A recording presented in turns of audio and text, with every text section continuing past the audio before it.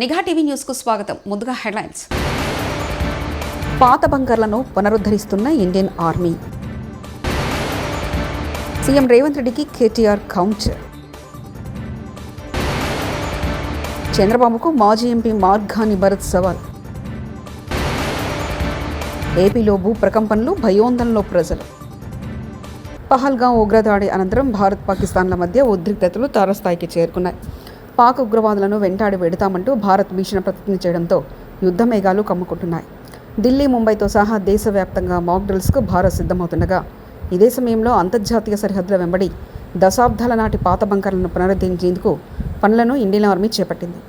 కంచుకోట లాంటి ఈ బంకర్లు 1965, 1971 యుద్ధ సమయంలో ఆర్మీ వినియోగంలోకి తెచ్చింది.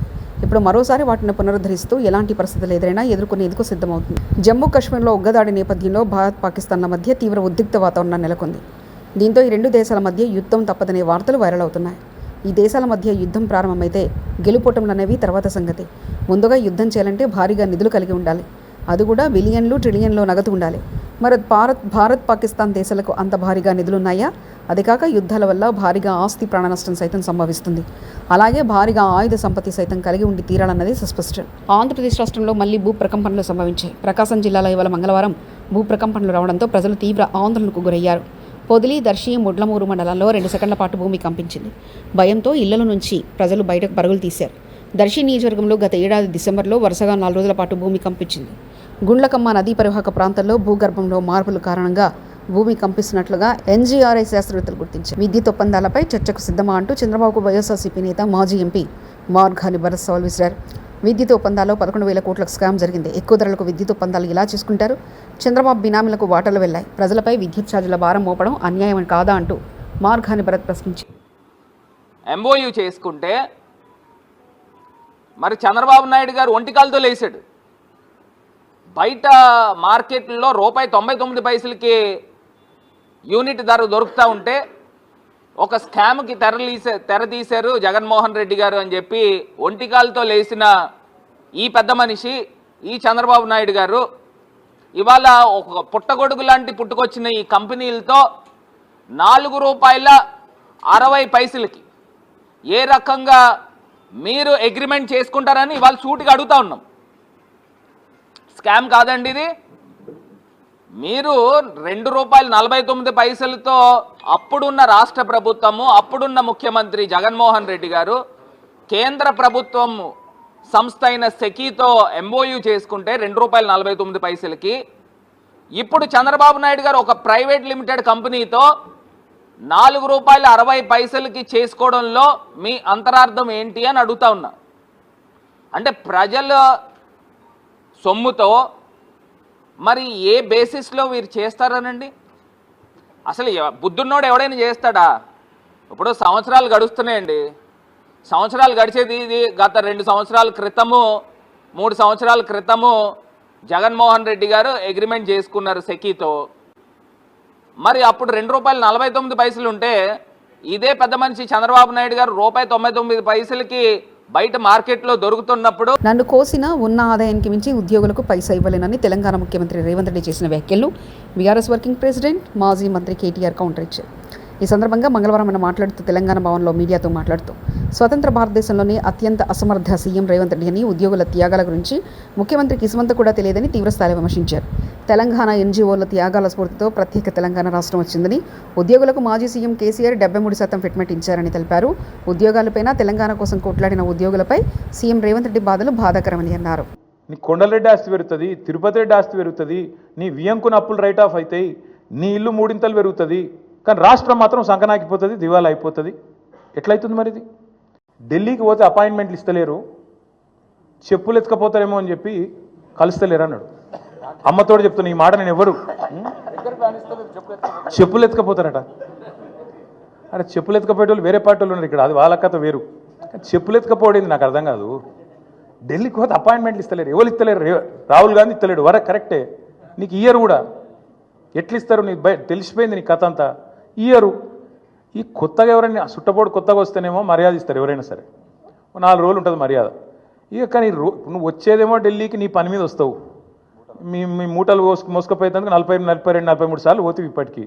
అందులోనట ఈయన ఎకానమీ క్లాస్లో పోతుండట. బా ఫోటోలు మొత్తం బయట పెడతాం, ప్రైవేట్ ఫ్లైట్లు, బిజినెస్ క్లాసులు, మీ ట్రిప్పులు మొత్తం ఫోటోలు బయట పెడతాం. సోషల్ మీడియాలో ఇప్పటికీ తిరుగుతున్నాయి, మళ్ళీ పెడతాం. అరే గింత అన్యాయం మాటలు మాట్లాడతారు. 43 సార్లు ఢిల్లీకి పోతివి, 43 పైసలు లేకపోతివి, ఏముంటుంది ఇజ్జత్ నీకు ఢిల్లీ మార్కెట్లో? వీడు ఊకొత్తాడు పోతాడు, ఎందుకు ఇవ్వాలి మీకు అపాయింట్మెంట్? ఇస్తలేరు, ఏం చేయాలి మరి?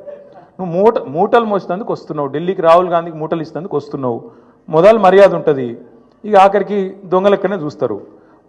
తెలంగాణ ఎన్నడూ కూడా పేద రాష్ట్రం కాదు. దేశంలోనే అత్యధిక వరి పండించే రాష్ట్రం తెలంగాణ. సన్న బియ్యంతో అన్నం తిన్న మొట్టమొదటి రాష్ట్రం తెలంగాణ.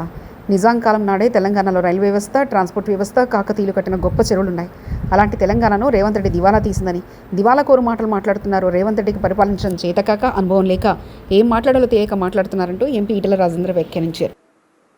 తెలంగాణలో గొప్ప చెరువులతో రామప్ప, లక్నవరం లాంటి కాకతీయులు కట్టినటువంటి చెరువులు కావచ్చు. ఇవాళ ఒక్క మాటలో చెప్పాలంటే దేశంలోనే అత్యధిక చెరువులు కలిగి వరి పండించే ప్రాంతంగా, సన్నన్నం తినే ప్రాంతంగా వెలుగొందిన రాష్ట్రం ఇది. ఆనాడు పక్క రాష్ట్రం ఆంధ్రప్రదేశ్ రాష్ట్రం తమిళనాడు ప్రాంతంలో ఉంటే అక్కడ జొన్నన్నం తినేటువంటి సందర్భంలో మన రామప్ప కింద, మన లక్నవరం కింద వాళ్ళు వచ్చి ఇవాళ బియ్యం కోసం, సన్నన్నం కోసం ఎగబడ్డ చరిత్ర తెలంగాణది. ఉమ్మడి ఆంధ్రప్రదేశ్ రాష్ట్రంలో 69 ఉద్యమం వచ్చింది.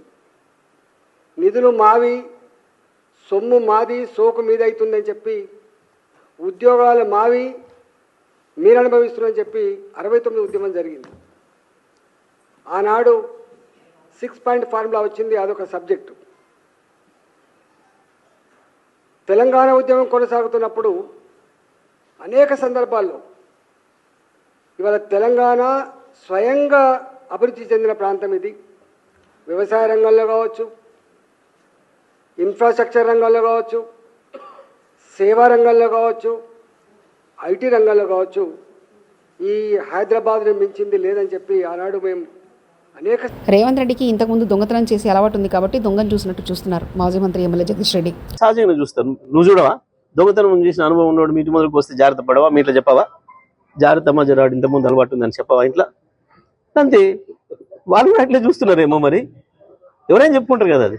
ఇట్లా పోయేటప్పుడు బజార్లో తిరుగుతున్నాడు వాడు, ఆ పక్కింట్లో దొంగతనం చేసినోడు ఇక్కడ తిరుగుతున్నట్టు జర తలుపులు వేసుకొని చెప్పొద్దాం కదా బయట పెట్టాం. వాళ్ళు కూడా అట్లే చూస్తున్నట్టున్నారు మరి. అది నువ్వే చెప్పుకుంటున్నావు, మేము అనటంలే ఆ మాట. కానీ నీవు నీ చేతగంతనంతో తెలంగాణ పరువును బదట్లో పెడతానంటే ఇది పద్ధతి కాదు. తెలంగాణ ప్రజల్ని అవమానిస్తానంటే ఇది సరైనది. తెలంగాణలో ఇప్పుడు చెప్పులెత్తుకుపోయే దాని మీద చర్చ నడుస్తుంది. చెప్పులెత్తుకపోవడం కాంగ్రెస్ పార్టీ కల్చర్ కావచ్చు. చెప్పులెత్తుకుపోయే వాళ్ళగా రేవంత్ రెడ్డిని ఎవరు చూశారంటూ కేంద్ర మంత్రి బండి సంజయ్ వ్యాఖ్యానించారు. ఇప్పుడు చెప్పులు ఎత్తుకపోవడం మీద చర్చ జరుగుతుంది. ఇప్పుడు ఇక జరగాల కూడా. 2023 డిసెంబర్లో రాష్ట్ర ముఖ్యమంత్రి గారు ప్రధానమంత్రిని కలిశారు. 2024 జూలైలో రాష్ట్ర ముఖ్యమంత్రి గారు ప్రధానమంత్రిని కలిశారు. మొన్న ఫిబ్రవరి 2025లో కూడా రాష్ట్ర ముఖ్యమంత్రి గారు ప్రధానమంత్రి గారు కలిశారు. ఇక మంత్రులను పోయినప్పుడల్లా కలుస్తున్నారు మంత్రులను.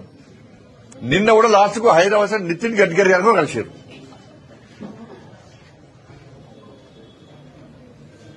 ఎప్పుడు మీకు అపాయింట్మెంట్ ఇవ్వలే, ఎప్పుడు మీతో మాట్లాడలేదు. చెప్పులు ఎత్తుకపోయేటోళ్ళక ఎప్పుడు చూశారు, ఎవరు చూశారు? అక్కడేమో పక్క రాష్ట్రంలో ఏపీ నుండి బీజేపీ ఎంపీలు అమరావతి కోసం 1,00,000 కోట్లు కేంద్రం నుంచి తెస్తున్నారు. ఇక్కడేమో బండి సంజయ్ ముండమోసినట్లు కాంగ్రెస్ పార్టీ మీద ఏడుస్తున్నారు. కాంగ్రెస్ ఎమ్మెల్సీ అద్దంకి దయాకర్. మీకు చేతనైతే ఆ మోడీ గారి కాడ పోయి కూర్చొని ఏమన్నా ఉంటే సాధించుకొని రండి. కనీసం విభజన చట్టంలోని అంశాలనన్నా సాధించుకొని రండి. 11 సంవత్సరాల మీ పరిపాలనలో ఇలా మీకు 8 ఎంపీలు ఇచ్చిండ్రు, 8 ఎమ్మెల్యేలు ఇచ్చిండ్రు, మిమ్మల్ని ఇద్దరిని మంత్రులుగా కూడా ఇక్కడ ఎలగబెట్టమని పంపించిండ్రు. మీరు ఏం చేస్తుండ్రు? పొద్దుగాల లేస్తే ఇలా ప్రభుత్వం మీద ఆడిపోసుకోవడం తప్పితే మీకు ఇంకో పని లేదు. ఆ పక్క రాష్ట్రంలో ఉన్న 2 మంత్రులు పాపం వాళ్ళు వాళ్ళ పేర్లు కూడా సరిగా గుర్తులేదు. ఆంధ్రప్రదేశ్లో ఉండే కేంద్ర మంత్రుల పేరు. వారు పోయి ఏ విధంగా 1,00,000 కోట్లు, ఇలా మొన్న 1,00,000 కోట్లు దానికి అమరావతికి, వాళ్ళని చూస్తే సంతోషం అనిపిస్తుంది. అట్లీస్ట్ ఎందుకంటే మనతో విభజించబడి ఆర్థికంగా నష్టపోతున్నామన్న ఆంధ్రప్రదేశ్ కొరకు అక్కడ ఉన్న బీజేపీ మంత్రులు కొట్లాడుతున్నారు. మీరేం చేస్తున్నారు? బూడిద ఇక్కడ. అనంతపురం ఎస్పీతో ఫోన్లో మాట్లాడిన మాజీ ఎమ్మెల్యేలు కేతిరెడ్డి పెద్దారెడ్డి, అనంత వెంకటరామరెడ్డి. ఎస్పీ కార్యాలయంలో హైకోర్టు ఉత్తర్వులు అందజేసిన మాజీ ఎమ్మెల్యేలు. మాజీ ఎమ్మెల్యే కేతిరెడ్డి పెద్దారెడ్డిని తాడిపత్రిలోకి అనుమతించాలి. 5 వాహనాల్లో వెళ్లేందుకు హైకోర్టు అనుమతించింది. తగిన భద్రత కల్పించాలని కోరాం. ముఖ్యమంత్రి పర్యటన తర్వాత కేతిరెడ్డి పెద్దారెడ్డిని తాడిపత్రికి అనుమతిస్తామని ఎస్పీ హామీ ఇచ్చారు మాజీ ఎమ్మెల్యే అనంత వెంకటరామరెడ్డి. ఉన్నటువంటి ఎక్స్ఎమ్మెల్యేలు, జిల్లా అధ్యక్షుడు అందరం కలిసి మాట్లాడి ఎస్పీ గారికి ఫోన్ చేసి అడిగితే నేను ఈరోజు బిజీగా ఉండా, రేపు అట్లా కలుస్తాలని చెప్పడం జరిగింది. ఈరోజు మళ్ళా కూడా నేను ఆయన బంగ్లాకి వెళ్ళాను. ఆయన బంగ్లాకి వెళితే మీరు ఆఫీస్ కాడ ఉండండి, నేను వస్తా అని చెప్పాడు. అంతలేకే జిల్లా అధ్యక్షుడు అనంత వెంకటరామరెడ్డి అన్న గారికి ఫోన్ చేసి సీఎం ప్రోగ్రాం ఉంది, అందువల్ల నాకు ఇక్కడ ప్రోగ్రాము బాధ్యతలు ఉన్నాయి, ఇక్కడ చూస్తున్నాము, తొందరలోనే ప్రోగ్రాం అయిపోయిన తొందరలోనే నిన్ను తాడిపత్రికి పంపిస్తాను. నిర్మల్ జిల్లా కాంగ్రెస్ పార్టీలో బగ్గుమన్న వర్గ విభేదాలు కొట్టుకున్న కార్యకర్తలు. మూతోల్ నియోజకవర్గం బైన్సా పట్టణంలో కాంగ్రెస్ కార్యకర్తల విస్తృత స్థాయి సమావేశంలో గొడవపడ్డ మాజీ ఎమ్మెల్యేలు విఠల్ రెడ్డి, నారాయణరావు, పటేల్ వర్గాలు. పార్టీ పెద్దల ఎదుటే కొట్టుకున్న కాంగ్రెస్ కార్యకర్తలు. సమావేశంలో గంట పాటు కొనసాగిన గొడవ. ఓ దశలో సహనం కోల్పోయిన కాంగ్రెస్ పార్టీ పరిశీలకులు.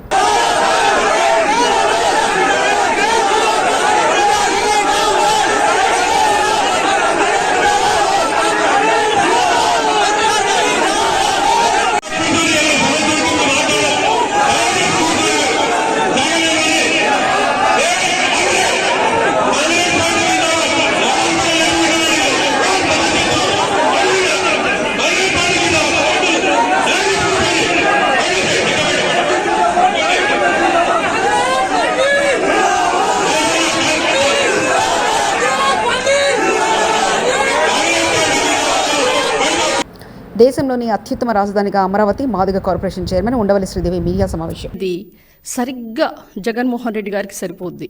ఎందుకంటే ఇప్పుడు రాష్ట్ర ప్రజలందరూ కూడా సంతోషంగా ఉంటే మరి వేదనలో ఉంది, బాధలో ఉంది ఎవరు?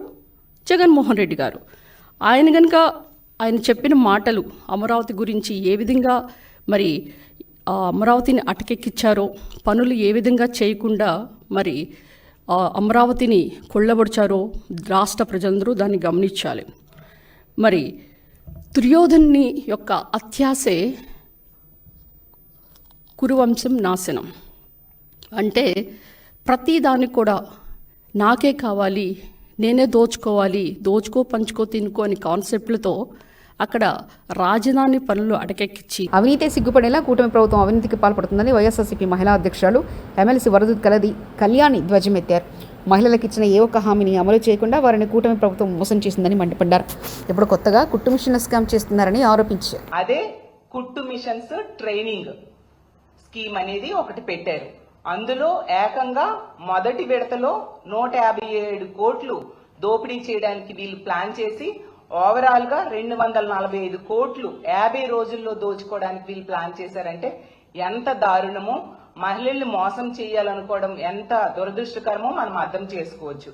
ఈ రోజు ఒక్క మహిళల్లో ఈ వర్గం ఆ వర్గం అని లేదు.